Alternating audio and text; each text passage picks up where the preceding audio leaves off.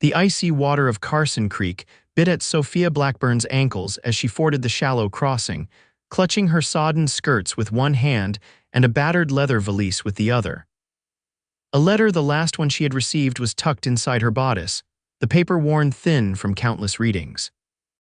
7 months of correspondence, promises of a good life, declarations of admiration, all culminating in this moment.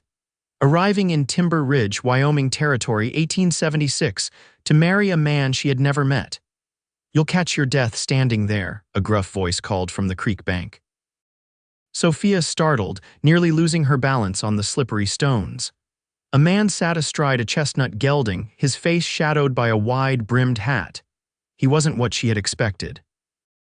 According to his letters, Isaac Xavier was supposed to meet her at the stage depot in town, not at this creek crossing a mile outside it.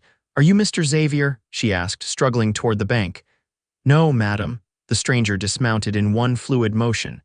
"Name's Hank Miller, town blacksmith."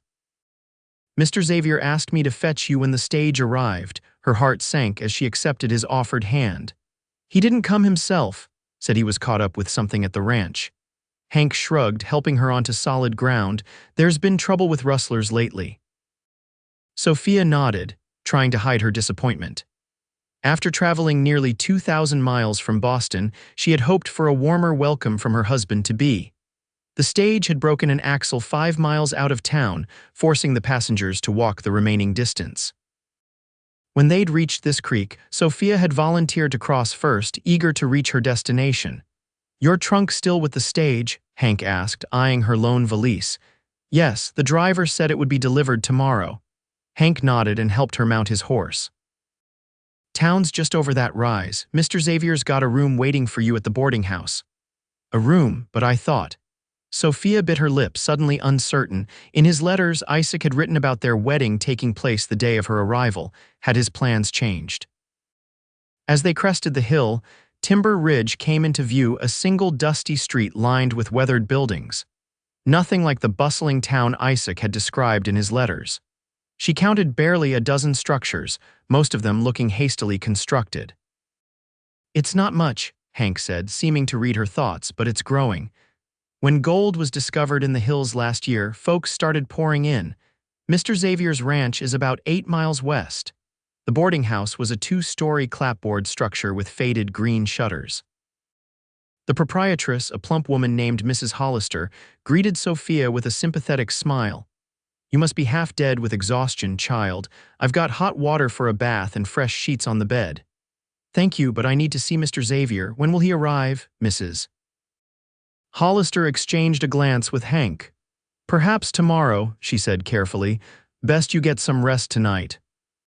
Sophia spent a restless night in the narrow bed, listening to unfamiliar sounds, a dog barking in the distance, the wind whistling through gaps in the window frame, occasional bursts of raucous laughter from the saloon down the street. By morning, her disappointment had hardened into determination. She dressed in her best day gown, navy blue with white piping, and went downstairs. Mrs. Hollister was setting out breakfast for her other boarders, 4 men who tipped their hats politely as Sophia entered. "Good morning, Miss Blackburn. Sleep well?" "As well as could be expected," Sophia replied. "Has Mr. Xavier sent word?" The older woman's expression clouded. "No, dear, but that's not unusual. Isaac Xavier keeps to himself most days." "Then I shall go to him," Sophia declared, ignoring the surprised looks from the men at the table. "Could someone direct me to his ranch?" Before anyone could respond, the front door swung open, admitting a tall man whose presence immediately commanded attention. Dust covered his clothes, and a week's worth of stubble darkened his jaw. Despite his disheveled appearance, there was something compelling about him, perhaps the quiet confidence in his stance or the intelligence in his gray eyes. "Miss Blackburn," he said, removing his hat, "I apologize for not meeting you yesterday." Sophia stared at him, momentarily speechless. This couldn't be the man who had written those eloquent, tender letters. The Isaac Xavier who had penned his heart onto paper had seemed refined, educated. This man looked as though he'd spent his life in the saddle. "Mr. Xavier?" she asked, unable to keep the uncertainty from her voice. He nodded once. "We should talk privately." Mrs. Hollister ushered them into her small parlor, then discreetly withdrew, closing the door behind her. "You're not what I expected," Sophia said bluntly, standing ramrod straight near the window. A ghost of a smile touched his lips. "I could say the same. Your letters described a quiet, obedient woman seeking security. And yours described a gentleman rancher with a well-established home, not," she gestured vaguely at his rough appearance, "not a cowboy covered in trail dust." He set his hat on a side table. "Miss Blackburn, I think we need to be honest with each other." "Those letters, were they even yours?" she interrupted, a suspicion forming. "Did you write them?" Isaac's expression hardened. "No, and I suspect the letters I received weren't written by you either." Sophia sank into a chair, her mind whirling. "I don't understand. My brother Irving handled my correspondence. He died 3 months ago, influenza. I only learned about you last week when I found his papers." "Your brother?" Sophia felt the blood drain from her face. "Then you never—" She couldn't finish the sentence. "No," Isaac's voice was flat. "I never sought a mail-order bride. Irving took it upon himself to find me a wife." Sophia's hands trembled as she reached into her bodice and withdrew the letter she'd carried close to her heart during the long journey west. "This last letter, it was signed with your name." Isaac took it, his eyes scanning the flowing script. "This isn't my handwriting. Irving always did have a fancier penmanship than me." He handed it back. "Miss Blackburn, I'm sorry you've come all this way under false pretenses, but I can't honor an arrangement I never made." "What am I supposed to do now?" Sophia whispered, fighting back tears. "I sold everything I owned to come here." For a moment, compassion softened his features. "I'll pay your fare back east." "No," she straightened her spine. "I didn't come all this way just to turn around and go back to nothing. What else is there? We're strangers. We could get to know each other," she suggested, desperation making her bold. "Your brother must have had reasons for choosing me." Isaac shook his head. "Irving was an idealist, always thought he knew what was best for everyone." He moved toward the door. "I'll arrange for your return passage. In the meantime, your room here is paid for the week." Sophia watched him go, her chest tight with unshed tears. After he left, Mrs. Hollister came in with a cup of tea and a sympathetic expression that told Sophia she'd heard everything. "He's a good man," the older woman said gently, "just set in his ways since losing his brother. What will I do?" Sophia asked, more to herself than to Mrs. Hollister. "Well, you could start by staying put. Isaac Xavier is stubborn as a mule, but he's fair-minded. Give him time to think things through." The next morning, Sophia awoke to find a stack of letters on the small table beside her bed. Her letters, the ones she'd written over the past 7 months. A note lay on top. "These were among Irving's effects. Thought you might want them back. IX." Sophia thumbed through them, remembering the hope and excitement with which she'd penned each one. Her life in Boston had been bleak after her father died, leaving her with nothing but debts and a tarnished family name. The advertisement seeking a bride for a Wyoming rancher had seemed like providence. She dressed quickly and went downstairs, determined to find Isaac. Mrs. Hollister was in the kitchen, kneading bread dough. "If you're looking for Mr. Xavier, he left at first light," she said. "Mentioned something about trouble at the north pasture. When will he return? Hard to say. Ranch work doesn't keep regular hours." Sophia spent the day exploring the small town, introducing herself to the shopkeepers and learning what she could about Isaac Xavier. Everyone spoke well of him, fair in business, generous in hard times, reserved but respectful. By afternoon, she'd formulated a plan. The general store owner, Mr. Peterson, was particularly helpful. "Xavier Ranch is due west, following the creek," he told her. "About 2 hours on horseback if you're a decent rider." "And if one were to walk?" Sophia asked. Mr. Peterson's bushy eyebrows shot up. "Half a day at least, Miss Blackburn, not a journey to undertake lightly." "I'm stronger than I look," she assured him, purchasing supplies for the trek's sturdy boots, a canteen, and provisions. The next morning, Sophia set out before dawn, leaving a note for Mrs. Hollister explaining her intentions. The early June air was cool, the sky gradually lightening from indigo to pale blue as she followed the winding creek westward. Her new boots pinched, but the discomfort was preferable to ruining her only pair of good shoes. By mid-morning, the sun beat down mercilessly. Sophia paused to rest in the shade of a cottonwood, sipping water sparingly from her canteen. In the distance, she could see rolling hills dotted with cattle, surely part of the Xavier Ranch. She had just resumed walking when the sound of hoofbeats approached from behind. Turning, she saw Isaac Xavier galloping toward her, his expression thunderous. "What in God's name are you doing?" he demanded, reining in his horse beside her. Sophia lifted her chin. "Coming to see the ranch I was promised. In this heat, alone," he dismounted in one fluid motion. "You could have died out here." "I was managing quite well," she retorted, though her parched lips and aching feet suggested otherwise. Isaac's gaze swept over her, the damp tendrils of hair plastered to her forehead, the dust coating her skirts, the determined set of her jaw. Something in his expression shifted. "You're either the most stubborn woman I've ever met or the most foolish," he said, but the anger had left his voice. "Perhaps both," Sophia admitted, allowing a small smile. He sighed, offering her the reins. "Come on, I'll walk alongside." "We can both ride," she suggested. "I'm not so heavy." Isaac hesitated before nodding. He mounted first, then reached down to pull her up behind him. Sophia settled awkwardly, unsure where to place her hands. "You'll fall off if you don't hold on," he said gruffly. Reluctantly, she wrapped her arms around his waist, acutely aware of the solid warmth of him. They rode in silence for nearly half an hour before the ranch house came into view, a substantial two-story structure of logs and stone, with several outbuildings arranged nearby. A creek-fed pond reflected the blue sky, and cottonwoods provided welcome shade. "It's beautiful," Sophia breathed. "It's a work in progress," Isaac replied, but she heard a note of pride in his voice. "My father started it. Irving and I built most of what you see now." He helped her dismount in the yard, where a weathered man with a silver-streaked beard emerged from the barn. "Samuel, this is Miss Blackburn," Isaac said. "Miss Blackburn, my foreman, Samuel Tucker." The older man touched his hat brim. "Madam, we've heard about you." Sophia wondered exactly what they'd heard, but Samuel's friendly nod reassured her. "Show her around while I tend to Rusty," Isaac instructed, leading his horse away. Samuel proved an informative guide, showing Sophia the barn, bunkhouse, and corrals with obvious pride. "Mr. Xavier runs the finest operation in the territory," he told her. 4,000 acres, nearly 800 head of cattle, and the best-bred horses this side of the Mississippi. By the time they circled back to the main house, Sophia had developed a new appreciation for what Irving Xavier's letters had tried to convey. This was indeed a substantial ranch, even if it lacked the refinements his descriptions had implied. Isaac was waiting on the wide front porch, his expression unreadable. "Samuel, would you ask Mrs. Gunderson to bring refreshments?"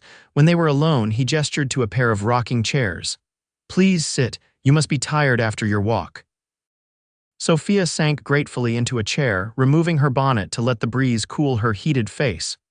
"Your ranch exceeds my expectations, Mr. Xavier." "Call me Isaac," he said, his gaze fixed on the distant hills. "If we're to have an honest conversation, we might as well use our given names."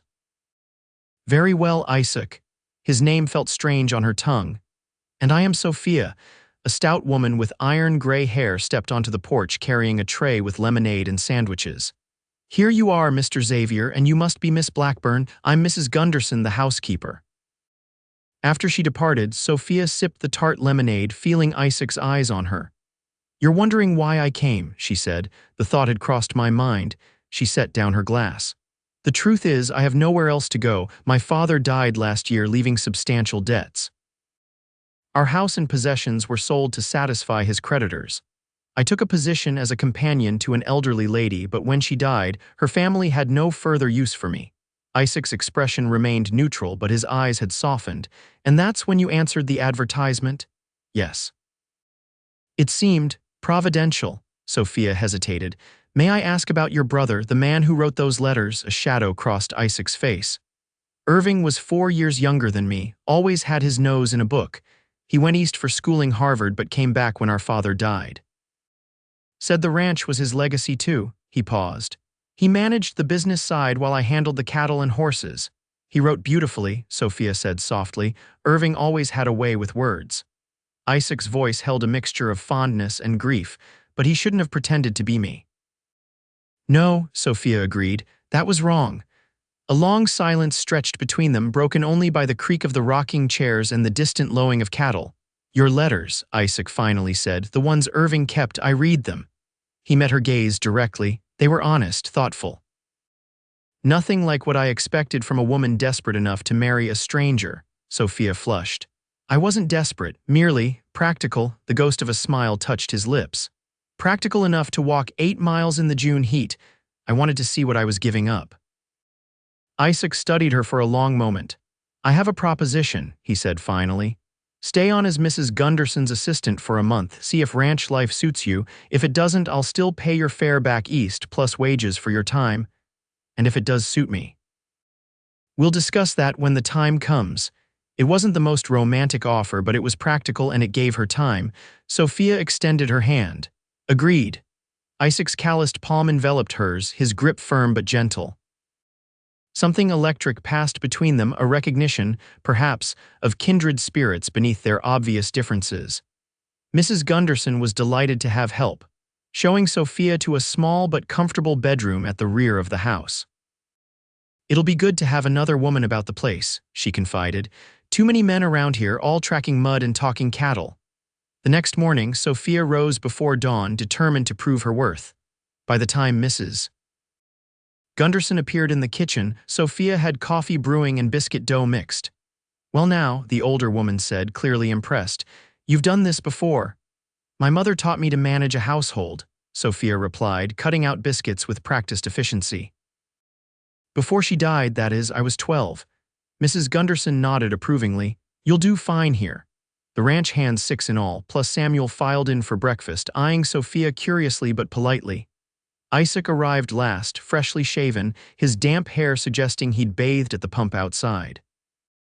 Miss Blackburn will be staying on to help Mrs. Gunderson, he announced. I expect you all to show her the same respect you'd show any lady. The men nodded, murmuring assent.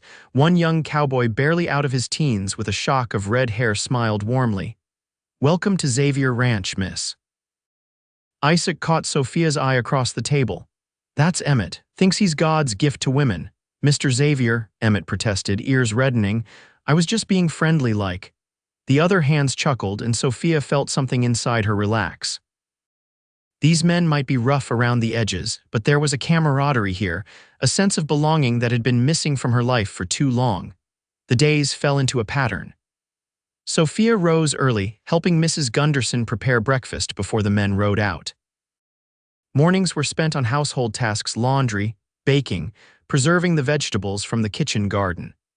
Afternoons often found her exploring the ranch, sometimes on foot, sometimes on a gentle mare named Daisy that Isaac had designated for her use. Isaac himself remained something of an enigma. He was unfailingly polite, but maintained a careful distance, taking his meals with the men and spending long days in the saddle. Occasionally, she caught him watching her with an unreadable expression, but he would quickly look away when their eyes met. A week into her stay, Sophia ventured into the study, a room she had been avoiding since discovering it was where Irving had kept his desk.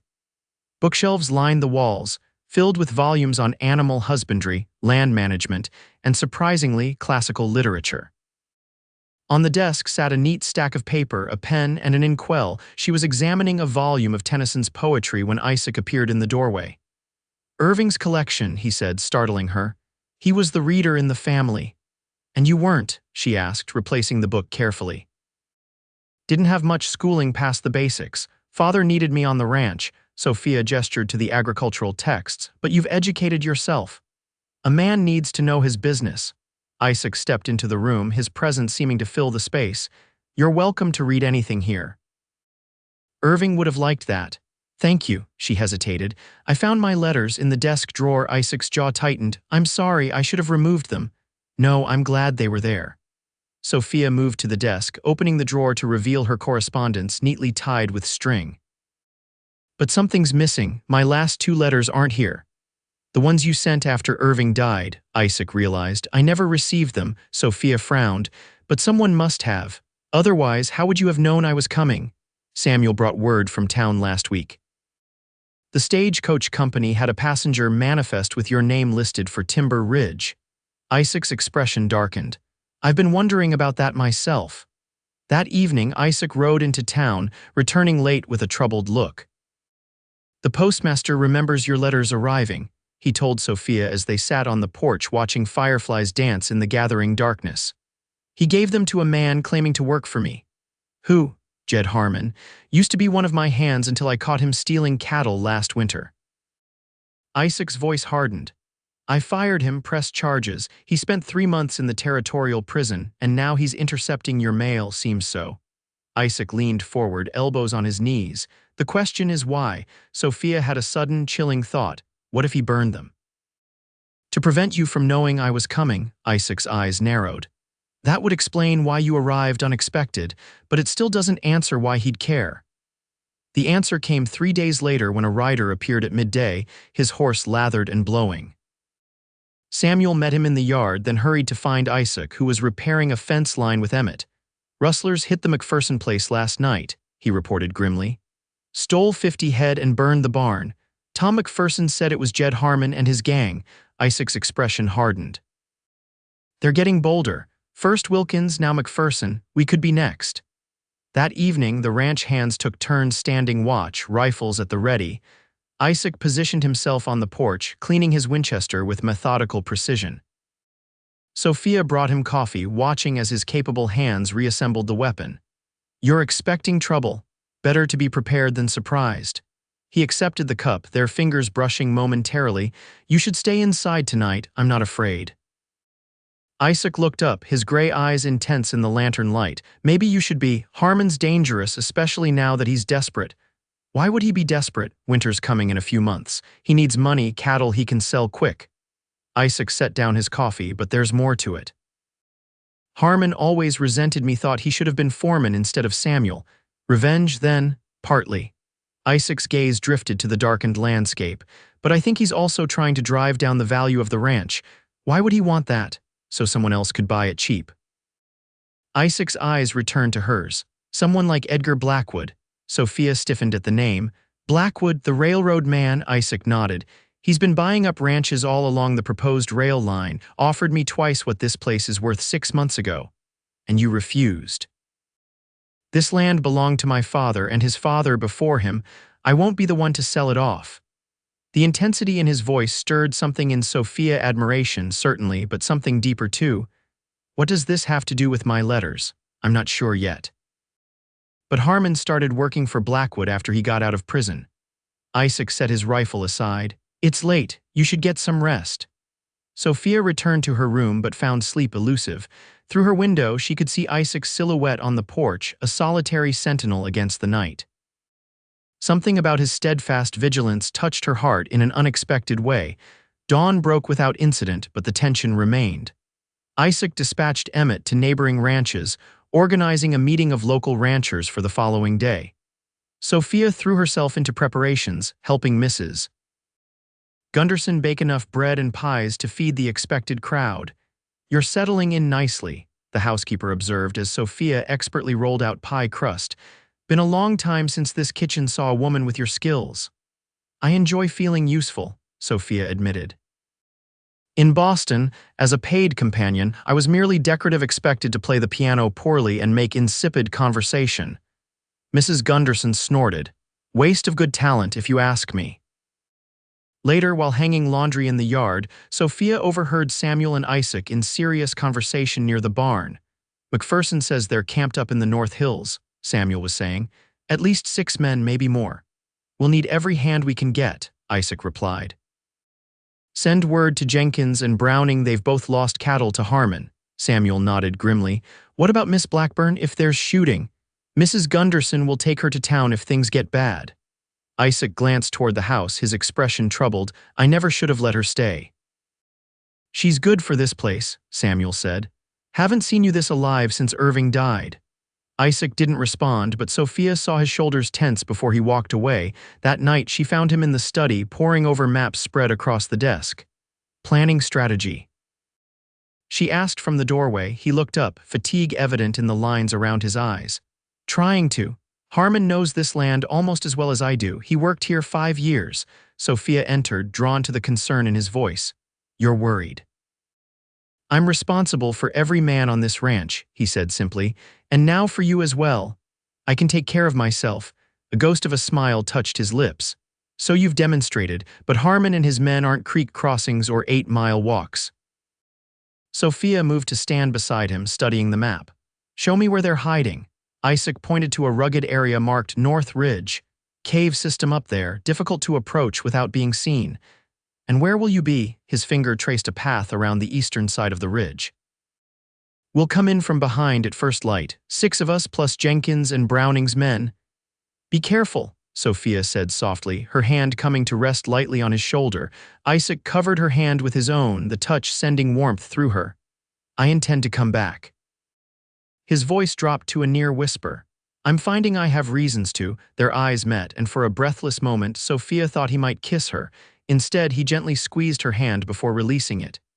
"You should get some rest. Tomorrow will be a long day." Sophia hardly slept that night, her mind filled with worry. She rose before dawn to find the ranch hands gathered in the yard, checking weapons and saddling horses. Isaac stood apart, giving final instructions to Samuel. When he saw her, he crossed to where she stood on the porch. "Stay close to the house today," he said, his voice low. "Samuel's leaving 2 men behind Emmett and Charlie. They'll keep watch. Come back safely," she whispered, fighting the urge to reach for him. Something in his eyes softened. "I will." He hesitated, then reached into his pocket. "I found these in Irving's desk. Thought you should have them." He pressed 2 envelopes into her hand, her missing letters unopened, the paper singed around the edges. "Harmon tried to burn them, but he didn't finish the job. The postmaster found them behind the stove." Before she could respond, he turned and mounted his horse, leading the men out of the yard at a canter. Sophia watched until they disappeared into the lightening dawn, the letters clutched against her chest. Mrs. Gunderson found her still standing there minutes later. "Come help with breakfast, child. Keeping busy is the best medicine for worry." The day crawled by with agonizing slowness. Sophia threw herself into work scrubbing floors, polishing silver, anything to keep her hands busy and her mind from conjuring terrible scenarios. Emmett patrolled the yard vigilantly, rifle ready, while Charlie kept watch from the barn roof. By mid-afternoon, dark clouds gathered on the horizon, promising a storm. The air grew heavy with impending rain, matching Sophia's mounting anxiety. When the first fat drops began to fall, Mrs. Gunderson ordered her to bring in the laundry from the line. Sophia was gathering the last of the sheets when a movement at the edge of the trees caught her eye. A rider, approaching cautiously through the rain. Not Isaac or any of the hands, this man was heavier, with a distinctive slouch in the saddle. She was about to call for Emmett when a hand clamped over her mouth. "Not a sound," a rough voice growled in her ear. Hard hammering, Sophia found herself dragged backward toward the trees, her captor's arm like iron around her waist. She glimpsed Emmett slumped on the porch, blood staining his shirt, before being thrown face down across a saddle. As her abductor mounted behind her, she heard gunshots from the direction of the house. They rode hard through the intensifying storm, rain lashing Sophia's face as she bounced painfully against the horse's neck. Eventually, they reached a small cabin nestled against a rocky hillside. 2 men waited there, their expressions wary. "Where are the others?" one asked as Sophia's captor dismounted, dragging her with him. "Jackson took a bullet. Rest of them should be along soon." The man shoved Sophia toward the cabin. "Get inside." The cabin's interior was sparse: a rough table, 3 chairs, a stone fireplace, and a narrow cot. Sophia stumbled to a chair, her sodden skirts dripping onto the dirt floor. Her abductor, a burly man with a week's growth of beard and cold eyes, studied her with undisguised contempt. "You don't look like much for all the trouble you've caused," he said. "You must be Jed Harmon," Sophia replied, struggling to keep her voice steady. He smirked. "My reputation precedes me. What do you want with me?" "Leverage." Harmon moved to the fireplace, stirring the embers and adding wood. "Xavier's got a soft spot for you. Figured he'd be more cooperative if we had something he wanted." Fear coiled in Sophia's stomach. "Cooperative about what?" "Selling the ranch, of course." Harmon turned to face her. "Blackwood's getting impatient, needs that land for his railroad. And he hired you to convince Isaac?" Harmon's laugh held no humor. "Blackwood don't get his hands dirty, but he pays well for results." He nodded to one of his men. "Tie her up. I don't want any trouble when the others get here." Sophia's wrists were bound with rough rope, tight enough to chafe but not to cut off circulation. She was left on the chair while the men huddled near the door, conversing in low tones. Outside, the storm raged, rain drumming on the cabin roof. Hours passed. The men grew increasingly agitated as darkness fell with no sign of their companions. Harmon paced, occasionally glaring at Sophia as if she were personally responsible for the delay. "Something's wrong," one of the men finally said. "They should have been here by now." "Xavier must have gotten the drop on them," Harmon muttered. "Change of plans, we'll move her at first light." Sophia was allowed to use the crude outhouse behind the cabin, then tied to the cot for the night, her ankles now bound as well. She lay awake, listening to the rain diminish and the men's breathing grow heavy with sleep. One sat by the door, presumably standing watch, but his head soon drooped to his chest. Working her hands against the rope, Sophia felt the bindings loosen fractionally. Hours of patient effort yielded another inch of slack, enough to work one hand free by dawn. She was carefully untying her ankles when the watchman stirred. Quickly feigning sleep, she listened as he rose, stretched, and stepped outside. The moment the door closed, Sophia freed herself and looked around for a weapon. A hunting knife lay on the table, left there when the men had eaten jerky for their meager supper. She grabbed it, then eyed the door. The sound of approaching horses made her decision for her. Darting to the single window, she saw riders emerging from the trees, at least a dozen men, led by Isaac. The watchman was already running back toward the cabin, shouting an alarm. Harmon bolted upright, grabbing his pistol. "Get behind the table," he ordered the other man, who was still struggling to wake. "And check the girl." When he saw the empty cot, Harmon cursed viciously. "Find her." Sophia pressed herself against the wall beside the door, knife clutched in white-knuckled fingers. When Harmon yanked the door open, scanning the cabin's interior, she seized her moment, plunging the knife into his upper arm with all her strength. Harmon howled, the pistol dropping from his suddenly nerveless fingers. Sophia darted past him into the yard, running toward the approaching riders. Gunfire erupted behind her, the other rustler shooting from the cabin window. "Sophia!" Isaac's voice cut through the chaos as he galloped toward her, leaning down to sweep her onto his horse in a move that stole her breath. They rode hard for the trees, bullets kicking up dirt around them. Once safely behind cover, Isaac lowered her to the ground, his hands moving over her in a frantic assessment. "Are you hurt? Did they harm you?" "I'm fine," she assured him, though her limbs trembled with reaction. "Just frightened." Relief washed over his face, followed by something fiercer, a possessive intensity that made her heart race. "Stay here," he ordered, turning back toward the cabin where his men had surrounded Harmon and his accomplice. The confrontation ended quickly. Outgunned and with their leader wounded, the rustlers surrendered. Sophia watched as they were bound and loaded onto horses for the journey to the territorial jail in Cheyenne. Isaac returned to her side, dismounting to help her onto his horse. "Let's get you home," he said, his voice gentle despite the steel in his eyes when he glanced at the captives. "Is everyone all right at the ranch?" Sophia asked as they rode, her back pressed against Isaac's chest, his arm secure around her waist. "Emmett took a bullet to the shoulder, but he'll recover. Charlie got knocked out, but he's fine."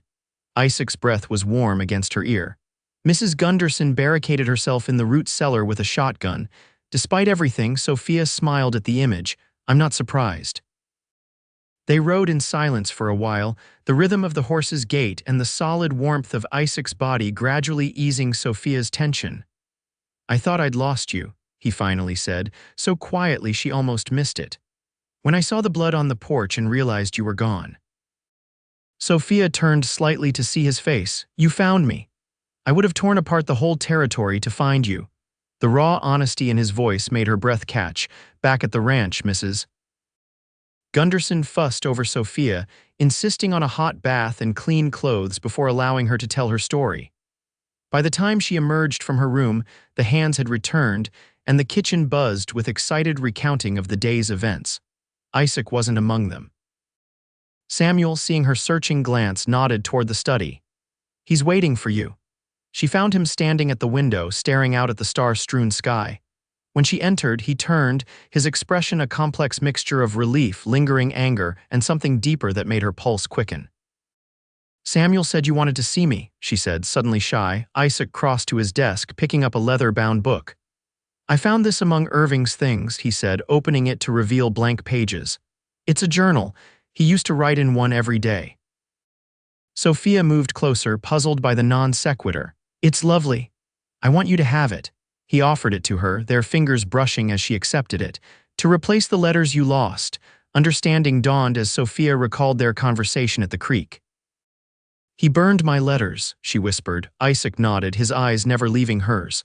Harmon admitted it, said Blackwood ordered him to intercept anything that might strengthen my ties to the land. His jaw tightened, as if I needed more reason to stay. And now, Sophia asked, her heart hammering. What will you do now that Harmon's caught? Blackwood will find another way to pressure me. Men like him don't give up easily. Isaac took a step closer. But I'm not selling. This is my home. He paused, searching her face. It could be yours too, Sophia's breath caught. What are you saying, Isaac? I'm saying I don't need Irving's letters to know who you are, Sophia Blackburn. His voice dropped lower, intimate. I've seen your courage, your determination, the way you care for people, the way you fought for yourself. He took her hands in his, the journal pressed between them. Our beginning was built on lies, Irving's well-intentioned deception, Harmon's malice, but what I feel for you is real. And what do you feel? Sophia asked, hardly daring to hope.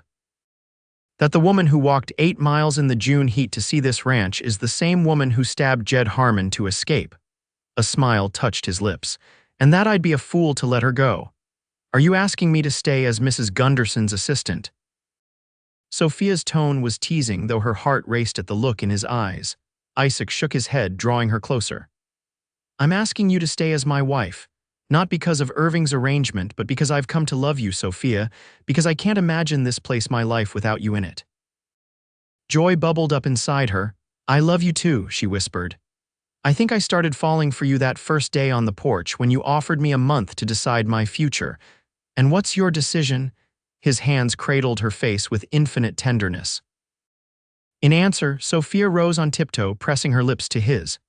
Isaac's arms encircled her waist, lifting her slightly as he deepened the kiss, pouring months of longing and newfound love into the embrace. When they finally parted, breathless, Isaac rested his forehead against hers. Is that a yes? Yes, Sophia laughed, feeling lighter than she had in years. Though I'll expect proper courting, Mr. Xavier, I didn't come all this way for a hasty wedding. Anything you want, he promised, stealing another kiss. Except returning east, I'm afraid I'm rather attached to this land. As am I. Sophia glanced around the study at the books Irving had loved, the maps of the ranch, the desk where those fateful letters had been written. It feels like home already. Later, as they sat together on the porch swing watching the moon rise over the distant hills, Isaac took her hand, tracing the delicate bones with his calloused thumb. He burned my letters, Sophia mused, thinking of Harmon's petty cruelty. Isaac turned to her, his eyes reflecting the silver moonlight. Then I'll write you forever, he whispered. Every day, if that's what it takes to replace what was stolen. I don't need letters anymore, she replied, leaning into his embrace. I have the real you now. Nevertheless, Isaac said, his lips brushing her temple, I intend to court you properly with all the words I've kept inside too long. 3 months later, on a crisp October morning with aspen leaves turning gold in the hills, Sophia Blackburn became Sophia Xavier in a ceremony attended by neighboring ranchers and townspeople from Timber Ridge. Mrs. Hollister wept openly while Mrs. Gunderson beamed with satisfaction, having declared from the start that they were perfect for each other. The newlyweds departed for a brief honeymoon in Denver, where Isaac surprised Sophia with tickets to the theater and a beautiful emerald ring that had belonged to his mother. Irving would have approved, he told her as they strolled through a city park, fallen leaves crunching beneath their feet. He always said I needed a woman who would challenge me. Is that what I do? Sophia asked, her arm linked through his. Isaac smiled, the expression transforming his normally serious face. Every day, and I wouldn't have it any other way. They returned to the ranch to find their bedroom transformed, new curtains at the windows, a larger bed with a handmade quilt, and a writing desk positioned to catch the morning light. On it sat 2 leather-bound journals, his and hers, and a silver inkwell. For all the words we've yet to share, Isaac explained, watching as Sophia ran her fingers over the fine paper. That night, as they lay wrapped in each other's arms, the barriers between them finally dissolved. Sophia felt a sense of homecoming deeper than anything she had imagined possible. when she first stepped off the stagecoach in Timber Ridge. "I never thought I'd find this," she whispered against Isaac's chest. "A place to belong, someone to belong to." He tightened his arms around her. "We found each other despite everything: Irving's deception, Harmon's interference, even our own stubbornness." "Perhaps because of those things," Sophia suggested. "Would you have looked twice at a proper Boston lady arriving as expected?" Isaac chuckled, the sound rumbling pleasantly beneath her ear. "Probably not.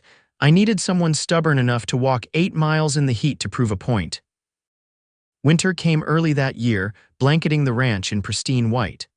Sophia found unexpected joy in the isolation, the long evenings spent by the fire while snow piled against the windows. Isaac taught her to ride properly, to shoot a rifle, to recognize the signs of approaching storms in the sky. In return, she brought music back to the house, playing Irving's long-neglected piano in the evenings. She organized the ranch accounts, discovering a talent for business that complemented Isaac's practical knowledge of the land and animals. When spring arrived, bringing wildflowers and calving season, Sophia had news of her own. Isaac found her in the garden one April morning, planting the seeds Mrs. Gunderson had saved from the previous year's harvest. "You shouldn't be on your knees like that," he said, helping her to her feet. "Not in your condition." Sophia brushed dirt from her apron, smiling at his protective frown. "I'm with child, Isaac, not made of porcelain. Women have been gardening while expecting since the beginning of time."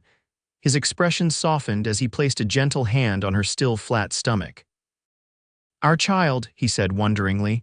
"Sometimes I still can't believe you're real, that any of this is real. It's very real." Sophia covered his hand with hers. "As real as this land, as real as the life we're building." That evening, as they sat on the porch watching the sunset paint the western sky in shades of gold and crimson, Isaac pulled a folded paper from his pocket. "I have something for you." Sophia recognized his handwriting immediately, not as elegant as Irving's had been, but strong and sure like the man himself. "What's this?" "The first of many," he said simply. "I promise to write you forever, remember." Unfolding the letter, Sophia read words that brought tears to her eyes. Isaac's account of the day he first saw her crossing the creek, her skirts hitched up, determination written in every line of her body. How something inside him had recognized her, even then, as someone who would change his life. "You never told me this," she said, touching the words reverently. "Some things are easier to write than say." He took her hand, pressing a kiss to her palm. "But I'm learning." By the time their daughter was born, a strong, lunged girl they named Elizabeth. Irving Xavier Isaac had filled a drawer with letters, each one capturing moments of their life together, preserving them in ink and paper against the passage of time. As Sophia nursed their daughter in the rocking chair by the window, Isaac often read aloud from his latest letter, his deep voice a counterpoint to the baby's contented murmurs. Sometimes the letters were practical accounts of ranch business, plans for expanding the herd, but more often they were love letters, revealing the poetic soul that had always existed beneath Isaac's practical exterior.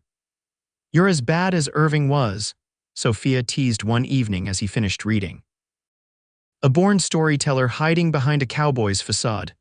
"Not hiding anymore," Isaac replied, taking their sleeping daughter and placing her gently in the cradle he had carved himself. "Not from you." 5 years later, with 2 more children joining their family, twin boys as sturdy and serious as their father, the Xavier Ranch had prospered beyond even Irving's ambitious dreams. The railroad had come through after all, but along a different route. Blackwood's schemes defeated by the united front of ranchers led by Isaac. On their 5th anniversary, Isaac presented Sophia with a bound volume, all his letters from their first year together, carefully copied in his improved handwriting, illustrated with pressed wildflowers and sketches of the ranch through the seasons. "For Elizabeth and the boys," he explained. "So they'll know our story someday."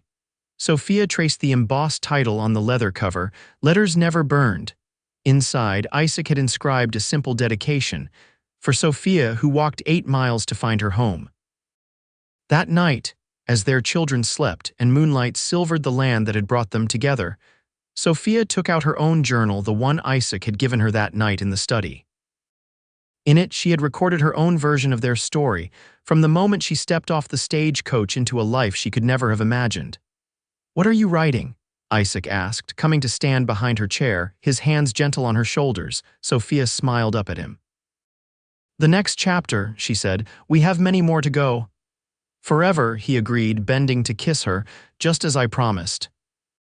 And in the years that followed, through seasons of plenty and hardship, joy and sorrow, they kept that promise, two people who had found each other against all odds, writing their love story one day at a time on the vast canvas of the Wyoming sky.